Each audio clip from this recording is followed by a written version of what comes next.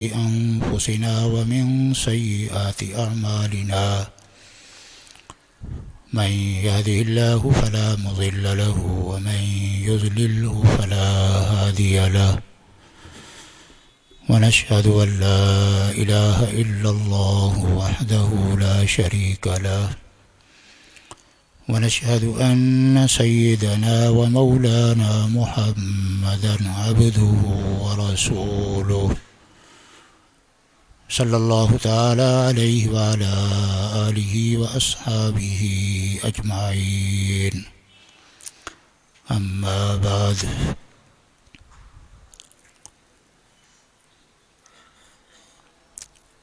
آپ حضرات سے اس وقت بہت ہی مختصر گفتگو کرنا مقصود ہے۔ حضرت صلی اللہ علیہ وسلم کی مبارک اتباع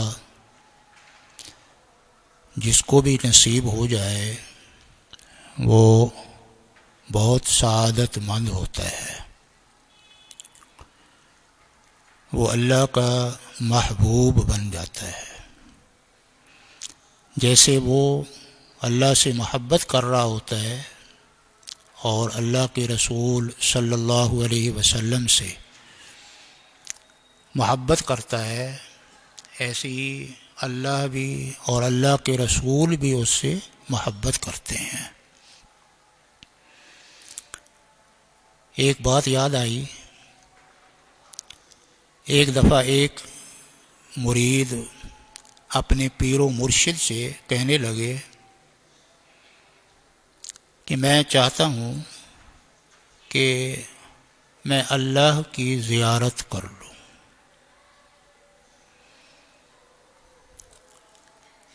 دنیا میں اللہ تعالیٰ کی زیارت ان آنکھوں سے نہیں ہو سکتی ہے، یہ اللہ کا فیصلہ ہے۔ حضرت موسیٰ علیہ السلام نے گزارش کی تھی، رب ارنی انظر الیک، اے اللہ مجھے اپنی مبارک ذات دکھائیے، میں دیکھنا چاہتا ہوں۔ تو حق تعالیٰ نے بڑے زوردار الفاظ میں ارشاد فرمایا، لن ترانی، ہرگز نہیں دیکھ سکتے، ہرگز نہیں دیکھ سکتے۔ عربی گرامر والے اچھی طرح جانتے ہیں کہ لن کی وجہ سے پھر کتنی تاکید اور کتنی قوت لفظ میں معنی میں پیدا ہو جاتی ہے۔ تو ارشاد فرمایا کہ ہرگز نہیں، ان آنکھوں سے تو نہیں دیکھ سکتے ہیں بالکل۔ پھر آگے بھی کچھ ارشاد فرمایا ہے، پھر پہاڑ پر تجلی ڈالی تو جعلہ دکا، ریزہ ریزہ ہو گیا، وخر موسیٰ صاعقہ، اور حضرت موسیٰ علیہ السلام بے ہوش ہو کر گر گئے تھے۔ تو اللہ کی زیارت ان آنکھوں سے اس دنیا میں ہرگز نہیں ہو سکتی ہے، یہ وہ مرید صاحب بھی اچھی طرح جانتے تھے۔ پیر صاحب نے اللہ کی زیارت چاہنے والے اپنے اس مرید کو کہا کہ آج رات عشاء کی نماز پڑھے بغیر سو جاؤ اور خواب میں تمہیں اللہ کی زیارت ہو جائے گی۔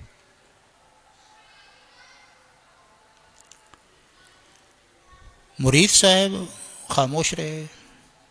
جب وقت آیا تو اب شش و پنج میں مبتلا ہیں کہ نماز کیسے چھوڑوں، فرض ہے، نماز کیسے چھوڑوں۔ اللہ کی زیارت کرنا خواب میں کوئی فرض ہے؟ کوئی فرض نہیں ہے، ہو جائے تو سبحان اللہ، کیا ہی بات ہے۔ حضرت امام احمد بن حنبل رحمہ اللہ کو ایک کم 100 بار زیارت ہوئی ہے خواب میں۔ کتنے بڑے نیک بخت سعادت مند تھے، اللہ نے عزت بھی بہت عطا فرمائی ہے، بہت عزت عطا فرمائی ہے۔ تو یہ کیا کہ اس مرید صاحب نے کہ فرض تو پڑھ لیے، وتر بھی پڑھ لیے، اور درمیان کی 2 سنتیں چھوڑ دی،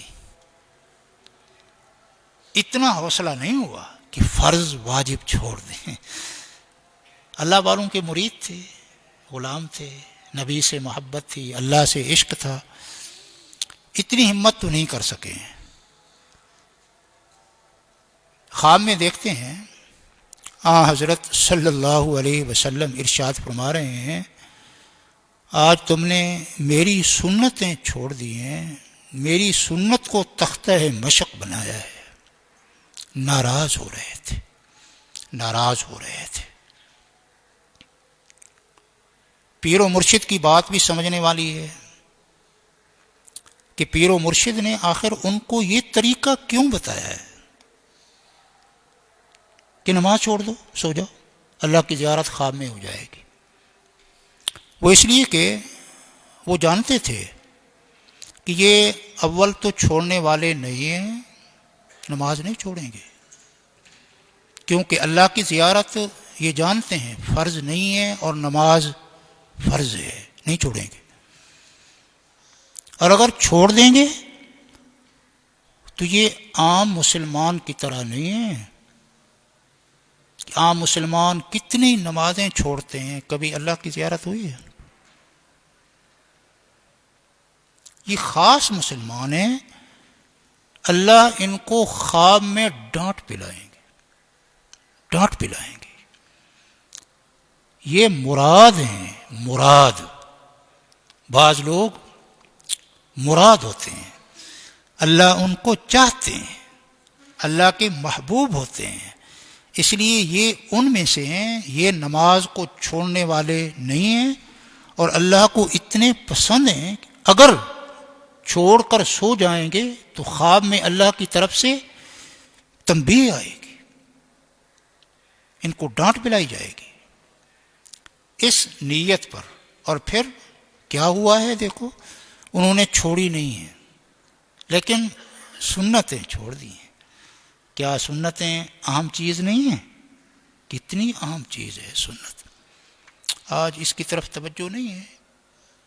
اگر فرض پڑھ لیتے ہیں تو کہتے ہیں سنت کی کوئی بات نہیں، مسجد سے باہر جا رہے ہیں بس چلے جاتے ہیں۔ اور یہ کہ وہاں گھر جا کر پڑھتے ہوں گے، ٹھیک ہے، لیکن یہ بھی ہے کہ کتنے ایسے بھی ہوتے ہیں جو گھر جا کر یہ سنت مؤکدہ نہیں پڑھتے، کسی کام کی مصروفیت کی وجہ سے، یا بھول جانے کی وجہ سے، یا بس لاپرواہی ہو جاتی ہے، کچھ اس طرح کی باتیں ہو جاتی ہیں۔ کتنی اہم ہے، اندازہ فرما لیجیے کہ انہوں نے سنتیں چھوڑی ہیں تو خواب میں حضرت صلی اللہ علیہ وسلم کی زیارت ہو رہی ہے۔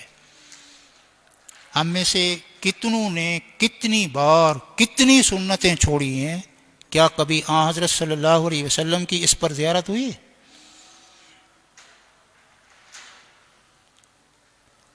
مراد تھے، مراد، صرف مرید نہیں، مراد تھے۔ اس لیے آج ہر آدمی کو یہ مشورہ کوئی بزرگ بھی نہیں دے گا، اگر وہ یہی چاہے کہ میں اللہ کی زیارت کر لوں تو وہ بزرگ اس کو یہ مشورہ دیں؟ نہیں، کیونکہ ہر چاہنے والا مراد نہیں ہوتا ہے، کوئی ہوتا ہے، وہ اللہ کے مراد تھے۔ جیسے حضرت عمر رضی اللہ عنہ حضرت صلی اللہ علیہ وسلم کی مراد تھے۔ آپ نے دعا فرمائی، اللہم اعز الاسلام بعمر بن الخطاب او بعمر بن ہشام، یا اللہ اسلام کو عزتیں عطا فرمائیے۔ کس طرح کہ عمر ابن خطاب کو مسلمان کر دو، یا عمر ابن ہشام یعنی ابو جہل کو مسلمان بنا دو۔ ایسے ہوتا ہے، بڑے لوگوں کے مسلمان ہونے سے پھر اس مذہب کو بھی 4 چاند لگ جاتے ہیں، قوت مل جاتی ہے، سپورٹ مل جاتی ہے۔ تو حضرت صلی اللہ علیہ وسلم کی مبارک سنت اتنی وہ گئی گزری چیز نہیں ہے جتنی اس وقت کے مسلمان نے سمجھ لی ہے۔ فرض بھی ادا کیے جائیں، واجبات بھی، اور ساتھ ساتھ سنت بھی۔ دیکھیے حضرت علی مرتضیٰ رضی اللہ عنہ سواری پر سوار ہو رہے ہیں اور 3-4 چیزیں اپنی زبان پر جاری فرما رہے ہیں۔ نمبر 1 سبحان اللہ، نمبر 2 الحمد للہ، نمبر 3 لا الہ الا اللہ محمد الرسول اللہ۔ پھر جب سواری چل پڑی ہے تو پھر یہ سنت ہے سبحان الذی سخر لنا ھذا وما كنا له مقرنین۔ ترجمہ کتنا حسین ہے، سبحان الذی، بس وہ ذات ہر عیب سے پاک ہے جس نے اس سواری کو میرے تابع فرمان بنا دیا۔ سخر لنا ھذا، ھذا کیا چیز ہے؟ ھذا اس کو، اس سواری کو، وہ گدھا ہے، وہ گھوڑا ہے، وہ اونٹ ہے، وہ ہاتھی ہے، وہ خچر ہے، وہ بس ہے، اپنی گاڑی ہے، وہ ہوائی جہاز ہے۔ قرآن پاک کا بھی صدیوں تک رہنا ہے اس نے۔ ھذا، بس ھذا، سب ھذا کا مشارم الیہ ہے، سب ھذا۔ اونٹ کا نام نہیں لیا، گھوڑے کا نام نہیں لیا، گدھے کا نام نہیں لیا، فرمایا ھذا۔ اوپر بیٹھا ہوا ہے تو ھذا ٹھیک ہے، ھذا ہے بھی قریب کے لیے، ھذا یہ، ھذا اس کو میرے تابع فرمان بنا دیا۔ اللہ، چھوٹے چھوٹے بچے بڑے سے اونٹ کی مہار پکڑ کر، لگام پکڑ کر وہ جا رہا ہے، یہاں ڈال دی اور گاتا جا رہا ہے، بڑبڑاتا جا رہا ہے چھوٹا سا بچہ۔ اللہ، سخر لنا ھذا، یہ کیسے تابع فرمان بنا دیا ہے، یہ اللہ ہی کر سکتے ہیں۔ ورنہ جب غصے سے اونٹ دیکھ رہا ہوتا ہے، چھوٹا تو کیا بڑے بھی ڈر جاتے ہیں اس سے۔ دیہات میں رہنے والے اونٹ کو کبھی دیکھا ہو تو دیکھو کیا صورت حال ہوتی ہے۔ اور جب مست ہوتے ہیں اونٹ اور بگڑ جاتے ہیں، نافرمان بن جاتے ہیں، تو پھر یہاں تک بھی ہے کہ اپنے اس شتربان، اونٹ چلانے والے کو، اپنے مالک کو اس کا سر منہ میں لے کر یوں کرتے ہیں اور ڈال دیتے ہیں۔ کتنا بڑا منہ ہے، کتنی بڑی ٹانگیں ہیں۔ ہاتھی پر سوار ہے، ہاتھی پر سوار ہو رہا ہے، مسلمان بادشاہ سوار ہوئے ہیں، راجہ دہر بھی سوار ہوتا تھا، سفید ہاتھی تھا راجہ دہر کا، اور ایسے دوسرے سلطان بادشاہ لوگ ہاتھی پال رہے ہیں جناب، ہاتھی پر سواریاں کر رہے ہیں۔ لیکن ہاتھی ہے کیا؟ دیکھو، 4 تو ستون ہیں اور اوپر کمرہ بنا ہوا ہے، کتنا بڑا، لیکن تابع فرمان بنا ہوا ہے۔ سبحان الذی سخر لنا ھذا وما كنا له مقرنین۔ اے اللہ، ہم اس کو تابع فرمان نہیں بنا سکتے تھے، تو نے بنا دیا، آپ نے بنا دیا ہے، آپ نے کر دیا ہے۔ اور وَإِنَّا إِلَىٰ رَبِّنَا لَمُنْقَلِبُونَ، سواری پر سوار ہو کر شاید یہ سوار آخرت بھول جائے، فرمایا یہ بھی ساتھ کہو وَإِنَّا إِلَىٰ رَبِّنَا لَمُنْقَلِبُونَ، اے اللہ ہم آپ کی طرف آنے والے ہیں، اللہ کرے ہم تیاری کر کے آئیں، فرائض، واجبات، سنتیں سب پڑھ کر آئیں، سب ادا کر کے، معاشرت اچھی، اعمال اچھے، سب اچھا، سب اچھا، سب ٹھیک ہو، اس طرح کی تیاری کر کے آئیں۔ حضرت علی مرتضیٰ رضی اللہ عنہ یہ دعا بھی پڑھ رہے تھے، اور اس کے بعد کہا رب اغفر لی، اے اللہ میری بخشش فرما دے۔ وہ کتنی چیزیں ہو گئیں؟ 5 چیزیں، سبحان اللہ، الحمد للہ، لا الہ الا اللہ، تحلیل، عربی زبان میں اس کو کہتے ہیں تحلیل، حلل یحلل تحلیلا، لا الہ الا اللہ محمد الرسول اللہ پڑھا جائے۔ 3، اور یہ دعا، سواری والی دعا، یہ اس وقت پڑھنی چاہیے جب چل پڑے سواری، اس وقت سنت ہے۔ اور نمبر 5 رب اغفر لی۔ ایک اور کام بھی کیا ہے، ہنس پڑے۔ حضرت علی مرتضیٰ رضی اللہ عنہ ہنس پڑے بلا وجہ، کوئی وجہ نہیں، ظاہری طور پر ہنس پڑے۔ تو قریب جو خادم تھے پوچھا حضرت ناراض تو نہیں ہوں گے؟ فرمایا پوچھو کیا پوچھنا ہے۔ کہنے لگے یہ ساری باتیں پہلی تو سمجھ آ گئی ہیں، یہ اللہ کے ذکر ہیں، ٹھیک ہے، اللہ کا ذکر بڑی چیز ہے، بہت بڑی چیز ہے، لیکن یہ جو آپ ہنسے ہیں آخر میں اس کی وجہ نہیں سمجھ آئی۔ ہنسنا بلا وجہ نہیں ہوا کرتا، یہ بلا وجہ لگ رہا ہے، اس میں کیا راز ہے؟ فرمانے لگے ایک مرتبہ میں جناب سرور کائنات صلی اللہ علیہ وسلم کی خدمت کر رہا تھا، آپ صلی اللہ علیہ وسلم سواری پر سوار ہوئے تو بالکل اسی طرح اسی ترتیب سے یہ سارے ذکر بھی فرمائے اور آخر میں ہنس دیے۔ میں نے بھی پوچھا تھا یا رسول اللہ یہ اذکار تو سمجھ آتے ہیں، اذکار یہ تو سمجھ آتے ہیں، لیکن یہ سمجھ نہیں آئی ہے، یہ کیا چیز ہے؟ یہ ہنسنا کس وجہ سے ہے جی؟ یہ سمجھ نہیں آیا ہے جی۔ تو حضرت صلی اللہ علیہ وسلم نے ارشاد فرمایا تھا کہ میں اس لیے ہنسا ہوں کہ جب میں نے رب اغفر لی کہا تو اس وقت اللہ ہنس پڑے،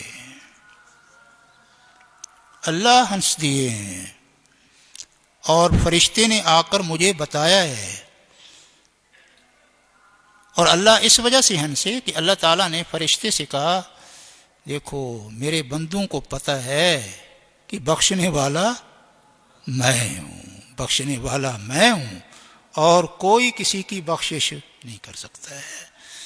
قرآن بھرا ہوا ہے اس مضمون سے کہ اللہ ہی یہ کام کرتے ہیں، کوئی اور نہیں کر سکتا، کوئی اور نہیں کر سکتا اللہ۔